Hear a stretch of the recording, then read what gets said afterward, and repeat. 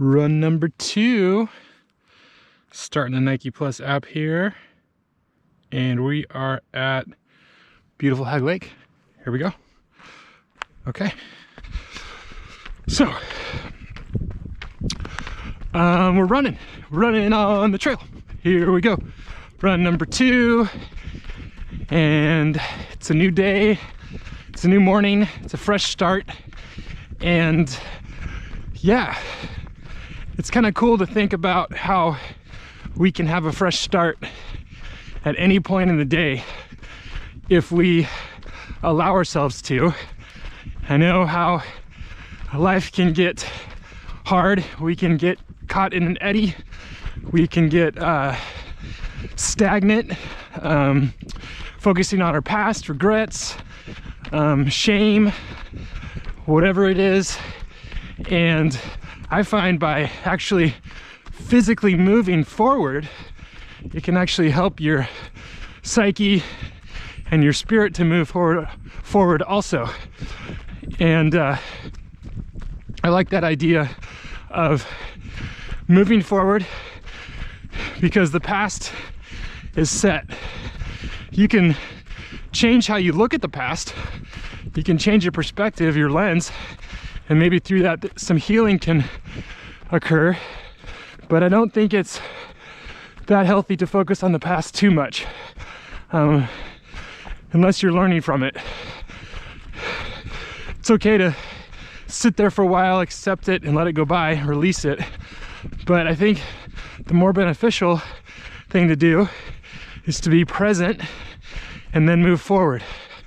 Just like a river is always moving to the ocean, if we allow ourselves to relax and surrender into the river and let it take us, we'd be surprised at where it could take us. But if we try to paddle upstream or swim upstream or hold on to a rock or caught in an eddy, that can be pretty painful. And after a while, we learn it's impossible. At some point, we will have to let go because the pain of staying the same is greater than change, and then the change will happen. So, maybe in a weird way, change, growth, moving forward is inevitable. So that's where suffering and pain could be a blessing in disguise, because it pushes us, propels us forward into places and experiences and relationships that we need to be, that we're supposed to be, that we want to be and don't really know. And a lot of times the people, places, and things that are supposed to be in our lives, that we're supposed to be present to, are probably 9 times out of 10 right in front of us, because we've been placed to be where we're supposed to be, and it's us that gets in the way of our own life. We are our own worst enemy. So it's important to just relax, accept that we're getting in our own way, have compassion, be like, okay, but it's not anybody else's fault.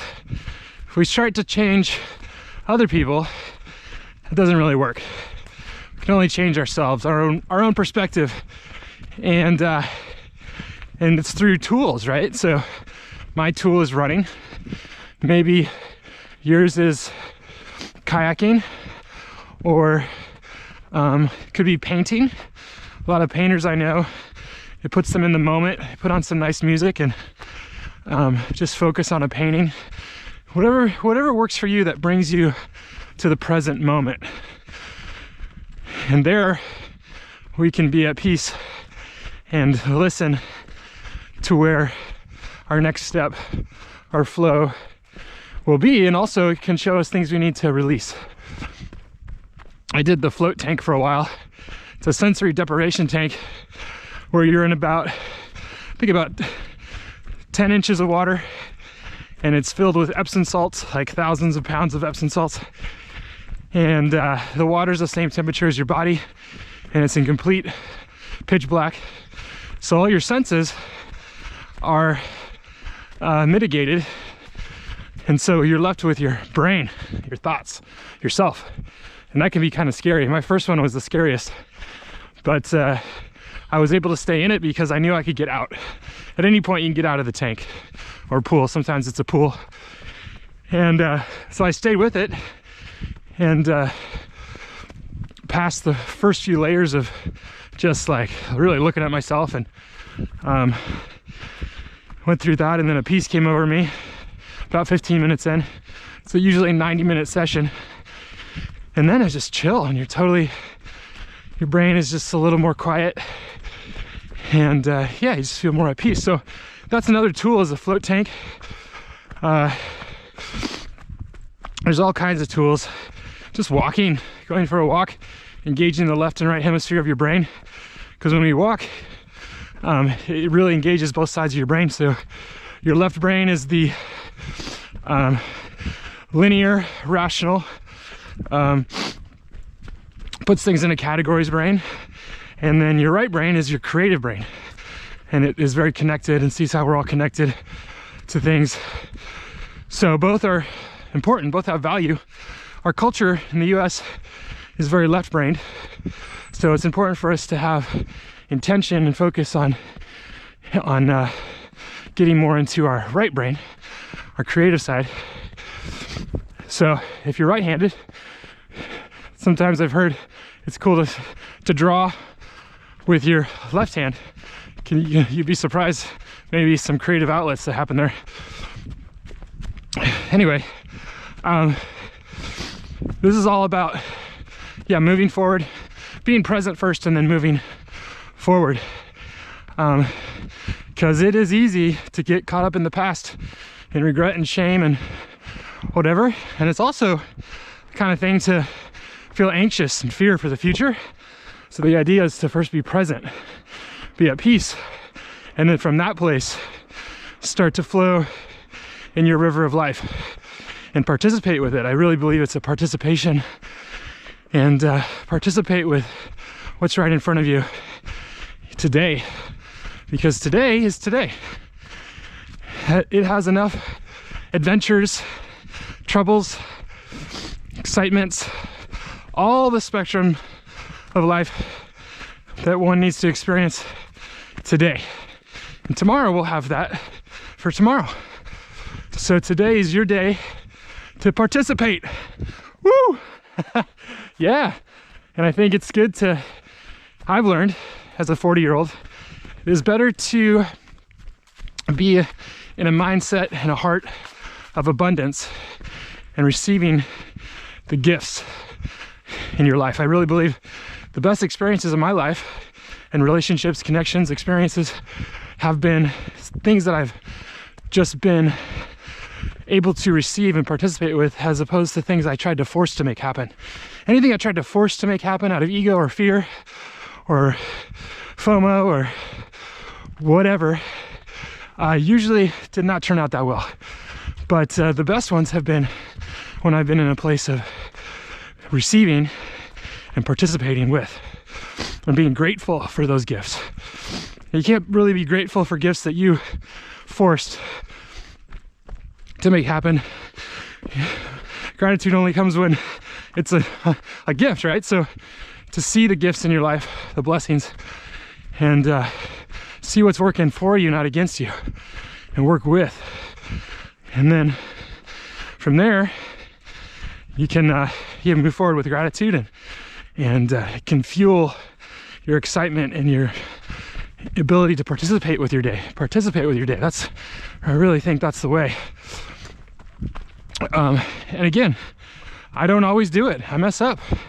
We're not perfect. So again, there comes self-compassion. Like, okay, well, screwed that up, but I can see it as a learning opportunity, and then keep on keeping on. At any point, you can start your day. Let's say you overslept, or you woke up and you got triggered with a really negative thought, and your whole morning's been just awful, big cloud.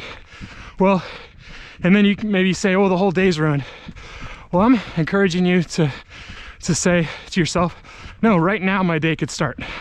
Right now I could reset my day. Right now, in this moment, I'm gonna reset my day. Take a deep breath, come to the truth of reality, which I believe is that we're all connected, whether we like it or not. We're all family, whether we like it or not. We all have value. We all have an amazing thing, which is you, which is nobody else. Your unique ability, your unique gifts that you have to offer the world. You have value, and you are worthy to be here right now. And we appreciate, getting emotional. Sorry. We appreciate what you have to give, all of you. And this is what makes the world amazing, is all those gifts that we can share with each other. And what's cool about our gifts is, I believe, it's not something we create. We're born with it. And usually other people see it in us and we don't see it in ourselves. Because if we saw it in ourselves, then the ego and pride could attach. But because it's something we can't see in ourselves, we're free from ego. And that's why we need community. We need people to point out what we have to offer. And you'll be surprised, like, what? I do that? No. So the whole thing is just continue to be you. And my dad told me when I was 12, like, a cell in the body trying to be something it's not is cancer. So it's best to relax into who you are. So we have this weird idea of trying to be something we're not, trying to be something different. But if we relax into who we are, our value, right here and now, yes, it's good to grow and learn and try new things and you know, aim for being more loving and kind. And you know, maybe there's a trade you want to learn. There's always things to be better with, yes. But when it comes to your actual value, your actual worthiness, that is inherent, that is innate. Start there, please. I need to do it too. And then from there, yeah, the world is healed from our toxicity, right? What I love about these runs for me, these morning times, is this is where I find my value. This is the foundation of my day.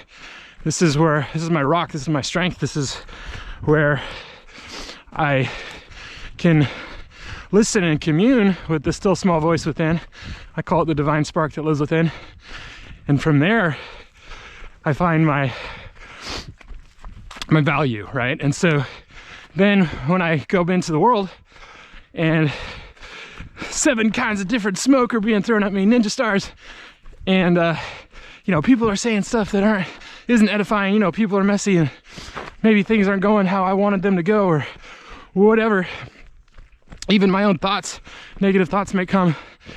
And because I filled my tank in solitude in the morning, those things don't affect me as much. They become like little ankle biters as opposed to these giant, huge perfection monsters or whatever you want to call them. And they're less daunting. They're just like little things I could just kind of kick away. Because I'm living in my value, in my truth, in my, yeah, true identity. And so it's important to find that in you, in your journey, and know it and experience it and have it. And then you're free from, you know, everything else that the world is in. Because, yeah, world's pretty messy. It's got a long ways to go. And so we need to fill our tanks in solitude, I believe, first. And then move forward instead of trying to fill our tanks by people, places, or things. Because people, places, and things are not perfect. They are not, your end all be all. It can be a dangerous road to put people, places, or things on a pedestal, because you're at the whim of an imperfect thing, people, place, or thing. But you can find that place in your morning time in solitude. You're winning. And it needs to be, I would say, consistent. You know, sometimes I miss my morning time, and that's okay. You just forgive, move on. And again, really realizing this is a life. It's not long, it's short, and it's okay. We have you might not all believe in eternity, but I do, and I think we have a lot more to experience and grow. And this is just a little life, and it's okay. So to have patience and acceptance of your journey, and just relax into the peace that passes understanding, the love that we live in, we move in and have our being. And just give yourself a deep breath and sink into it. You deserve it right now. Like, this is it. And there's more. So forgiveness is important to oneself and to others to be able to move forward too, because that's the thing, is because we're not perfect, we hurt each other. We hurt ourselves. And so forgiveness is so important, you know, because we will continue to do those things. We will continue to hurt ourselves and others. So to lean into forgiveness and understanding is important. And I've noticed too, like, I think 80% of trust that is lost, or when we perceive hurt, is usually misunderstanding. So if we have the ability, courage to approach someone and be like, hey, remember when you said or did that thing? Is that what was really going on? And 80% of the time, it's like, no, not at all. And then there, the trust is right back. Forgiveness isn't really even needed because nothing bad went down. But there's that 20% where it's like, okay, yeah, I messed up. And you have to work through it with contrition and forgiveness. So contrition is the person who maybe consciously or unconsciously hurt the others. Be like, okay, let's make this better. I'm so sorry. So that's contrition, like really having remorse and wanting to make things better. And then the other end of that is to forgiveness, right? So I think that is important. Yeah, we're going deep, huh? I'm just running and talking and sharing. Have I said anything about health and fitness? It's mainly been about the soul and the psyche. So let me think if there's anything with health and fitness. Yeah, maybe just that you would be surprised if you really focus in on your diet, like what your intake is, and maybe just having awareness for it and looking at, you know, what's my daily habit of food and what am I putting in my body, and see if there's any adjustments that need to be made. Kind of listen to your body and be like, okay, well, you know, I could replace this with this. That would probably be better for me. Whatever it is, I'm not going to say what, I'm not going to give you the ideal diet. I don't believe in that. I believe one needs to have a relationship with their food, a personal one.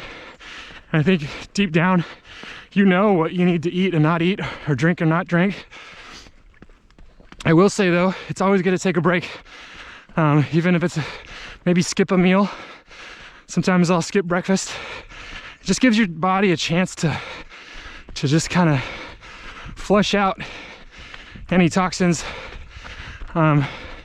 Because every time we put something in our body's like, okay, we're gonna need all this vital energy to process this food, digest it, and all those things. So if you give your body a break, it's always doing something. So if it's not processing the food you're putting in, you can take that extra energy and use it to detox something that maybe needs to be broken down or released in your body. So I will say that. And I know there's controversy with fasting. So again, make that a relationship and really look at your motives. Like, are you fasting for self-worth, ego, because you feel shame, body shame or whatever?